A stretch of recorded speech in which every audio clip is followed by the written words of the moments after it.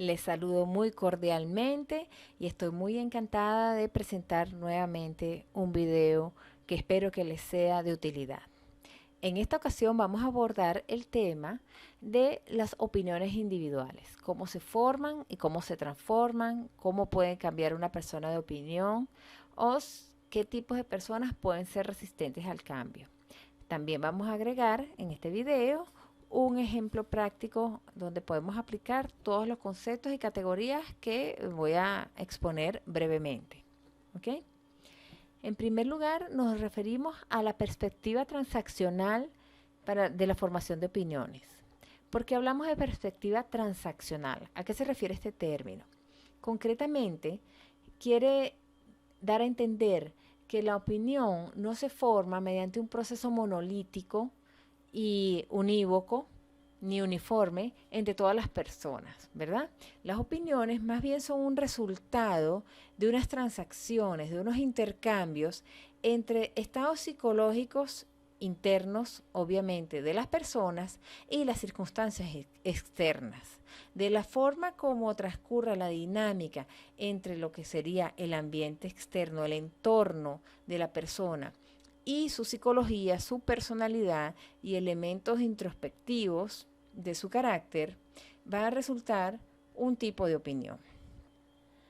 Con el fin de explicar la perspectiva transaccional, he elaborado esta infografía que ustedes tienen ante ustedes y que espero que resuma brevemente y con claridad los elementos más importantes de este modelo de formación de opiniones. ¿Ok? En la parte izquierda podemos ver esta nubecita que indica que las personas vivimos en un clima de opinión. ¿A qué se refiere este término, clima de opinión? Por supuesto que como parte de una sociedad, todos nosotros sabemos o tenemos la intuición o somos capaces de determinar o de establecer cuáles son las opiniones dominantes o cuáles serían, vamos a decir, las tendencias éticas, morales del momento histórico en que estamos viviendo. Eso es lo que se entiende brevemente como clima de opinión. Ahora bien, ¿cómo se forman estas opiniones?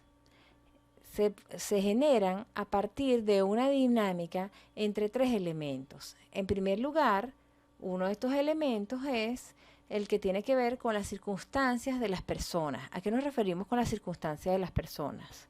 Bueno, en que vive, su estrato socioeconómico, su sexo, su edad, su nivel educativo, todo lo que tiene que ver con su situación en la sociedad, su pertenencia familiar, su pertenencia política. Todos estos elementos son importantes y es a lo que nos referimos con las circunstancias personales. Estas circunstancias personales obviamente se van a relacionar y le van a generar una perspectiva con las controversias entendidas como los temas que surgen en un momento dado en una sociedad. También hay una diferencia fundamental que son las características de personalidad de cada quien, que van a influir, por supuesto, dentro de esta dinámica. Esto es lo que se refiere a esto. A esto se refiere el punto C precisamente. La interacción de todas estas variables es lo que va a generar la opinión personal. ¿Ok? Este es un sistema tan dinámico que muchos investigadores que, vamos a decir, acompañan o están de acuerdo o que usan la perspectiva transaccional, se han inclinado a pensar que no se podría hablar de actitud o de opinión, sino de sistemas actitudinales. Cuando hablamos de valores e intereses, nos referimos a los marcos de referencia bajo los cuales las personas evalúan a los demás y evalúan determinadas experiencias o sucesos de la vida cotidiana.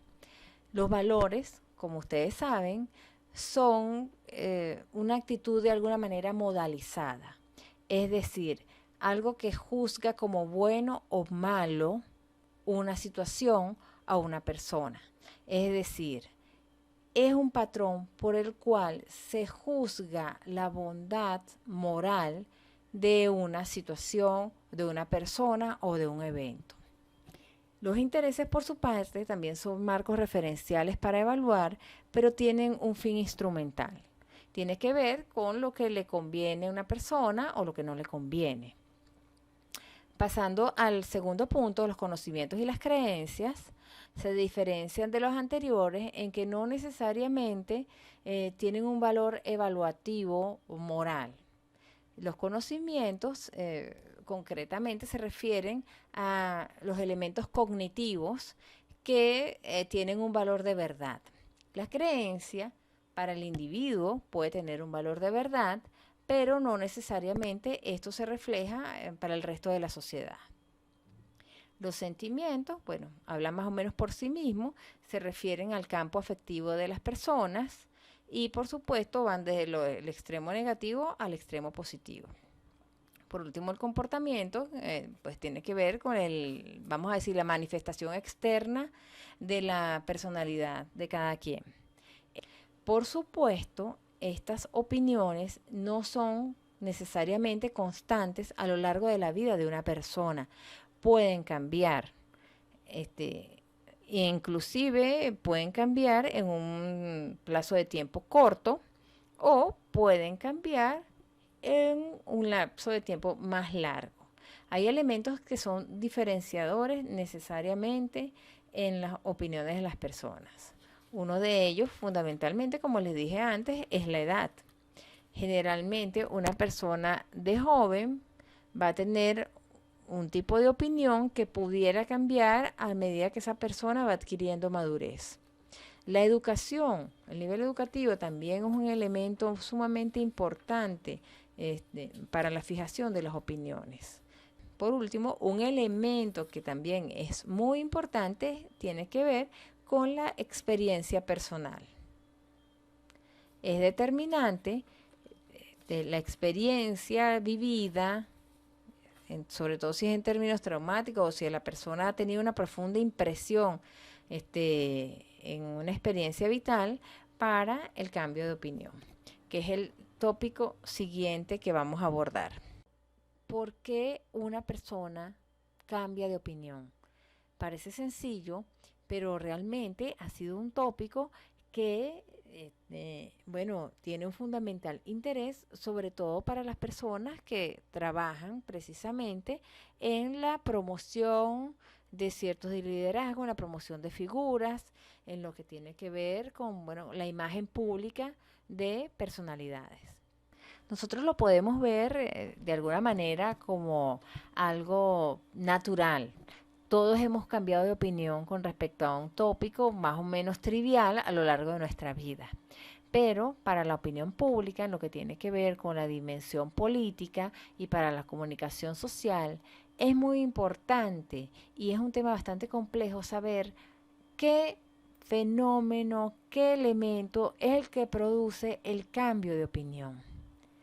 Por ejemplo, en nuestra vida cotidiana o en este momento histórico que estamos viviendo aquí los venezolanos, lo que sería la opinión con respecto a ir a votar. Si participar en algunas elecciones tiene sentido para la mayoría de los venezolanos. Yo podría decir que para el año 2015, 2016, sería la opinión mayoritaria que ir a elecciones podía tener algún sentido.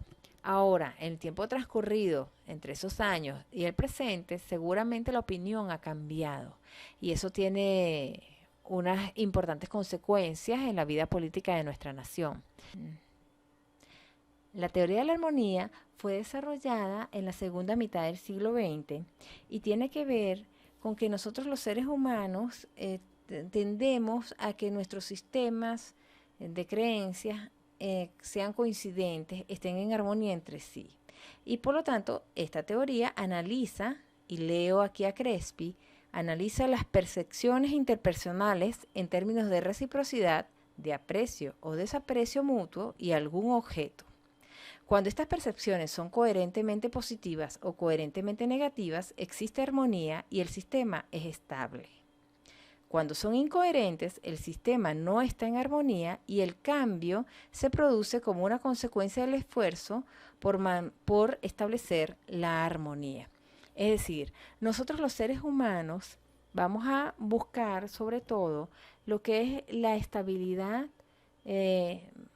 a nivel psicológico, a nivel psíquico, de nuestras creencias, de nuestras percepciones interpersonales, de lo que nosotros entendemos, de lo que nos indica la realidad. Cuando lo que nos indica la realidad, lo que nosotros observamos, choca con una creencia que nosotros tenemos, vamos a tender a cambiar esa creencia, o bien, si vamos a mantener esa creencia, vamos a reinterpretar lo que nos indica esa realidad. Más adelante, con el ejemplo que vamos a aplicar, les vamos a explicar más precisamente o más ejemplificadamente, valga la redundancia, esta teoría. La otra teoría es la muy conocida teoría de la disonancia cognitiva. Seguramente ustedes la habrán estudiado en psicología social y básicamente ella lo que nos quiere indicar, esta teoría, es que las personas tendemos a la coherencia.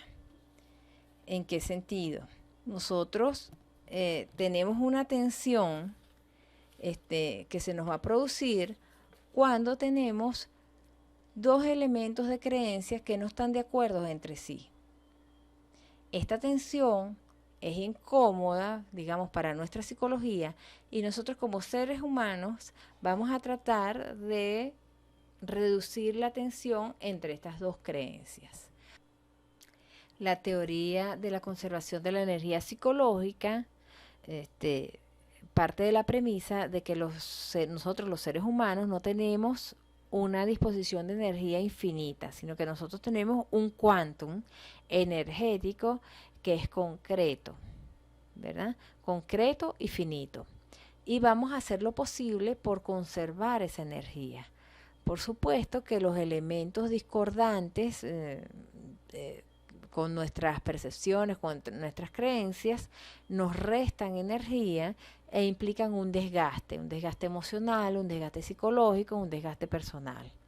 En ese sentido, nosotros como seres humanos vamos a tender a dedicarle un esfuerzo a un determinado tema que nos pudiera hacer cambiar de opinión solamente si estamos muy motivados por ese tema.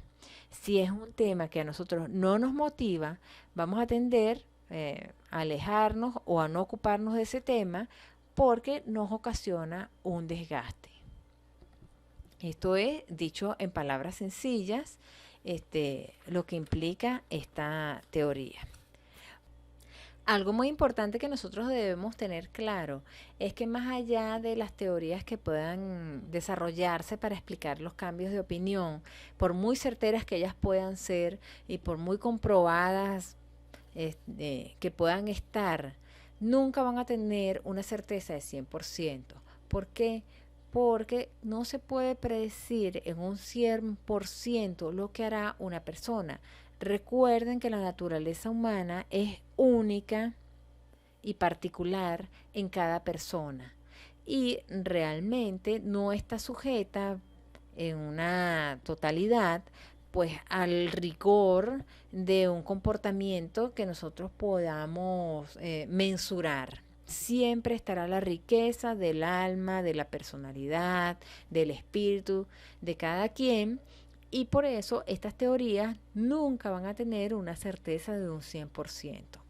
La personalidad finalmente es lo que tiene que ver con el cambio de opinión y todos nosotros sabemos que hay individuos que son más rígidos e individuos que son más abiertos, ¿verdad? En las personas que tienen una naturaleza más dogmática, más rígida, pues el cambio de opinión, por supuesto, es más difícil, es más resistente y tiende a no ceder ante los desafíos de las experiencias vitales o de lo que le determina el entorno. En cambio, las personas abiertas, digamos, tienden a considerar los elementos que le dicta la realidad para evaluar las opiniones y son más susceptibles a un cambio de estas. Ojo, no es que las personas de naturaleza abierta sean cambiantes o que no tengan un rigor o una firmeza en sus opiniones, sino que son más reflexivos, ¿verdad? Y no son necesariamente resistentes a opiniones nuevas, cosa que sí puede pasar con las personas dogmáticas. ¿Ok? Bueno, ahora vamos a pasar a lo que nosotros entendemos como lo que es la calidad de la opinión individual. Como todos nosotros sabemos, las opiniones pueden estar dictadas por un elemento intelectual de análisis cognitivo, lo que nosotros podemos entender como reflexivo, o pueden estar dictadas por lo emocional, por lo visceral, ¿verdad? Se tiende a creer que esos procesos reflexivos son de una calidad superior a las opiniones basadas en procesos emocionales. ¿Por qué? Bueno, porque si uno opina con la emoción de un momento, pues en lo que esa emoción se aquieta o se transforma, pues es posible que se transforme su opinión. En cambio, si una opinión es producto de un proceso reflexivo, nosotros podemos asumir que es más estable en el tiempo. ¿Ok? A eso es que se refiere la calidad de la opinión. Ojo, no estamos hablando de que la opinión sea buena o mala, o que una opinión sea superior a otra. Cuando nos referimos a la calidad de la opinión, estamos hablando de la probabilidad de que ésta cambie rápidamente en el tiempo. ¿Ok? Las opiniones, por supuesto, también están asociadas a lo que son los valores de las personas, a sus sentimientos más profundos, vamos a decir, a estos sentimientos bien arraigados, ¿verdad? Si normalmente no hay una vinculación emocional o sentimental con un tema, pues las personas no necesariamente van a tener un compromiso con esa opinión, ¿verdad? Y por el contrario, opiniones, vamos a decir, basadas en fenómenos, en eventos, en experiencias que han tenido un impacto emocional en las personas, tienden a ser opiniones con las cuales la gente se compromete bastante y son, o mejor dicho, tan arraigadas y son difíciles de cambiar en el tiempo. Hay un elemento que también es importante y es que se ha encontrado que un número importante de personas tienden a expresar su opinión sobre asuntos que desconocen. Esto es normal hasta cierto punto y estamos hablando aquí entonces de la naturaleza humana, pero es un elemento que hay que tener en cuenta. Por último, no menos importante también, es el rol de los medios de comunicación. Sobre esto se ha escrito muchísimo y bueno, no se ha llegado a hallazgos concluyentes. Por eso es que señalo aquí en la infografía que los medios de comunicación masivos tienen un papel contradictorio. No hay acuerdo sobre los alcances de su influencia.